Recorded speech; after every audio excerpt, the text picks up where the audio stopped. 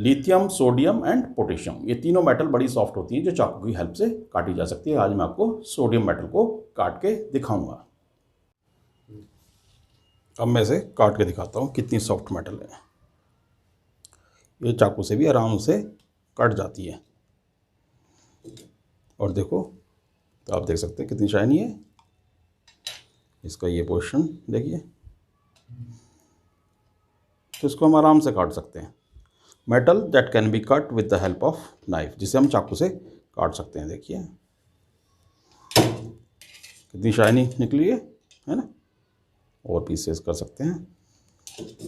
तो आप ये देख सकते हैं, बड़ी डेंजरस मेटल है, इसको हाथ ना लगाएं बिल्कुल भी। अगर पानी की एक बूंद भी पड़ गई इस पर तो ये आग इसमें लग जाएगी।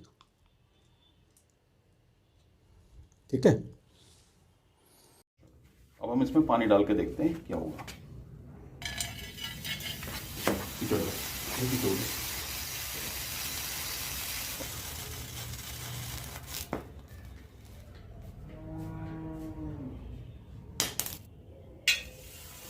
चढ़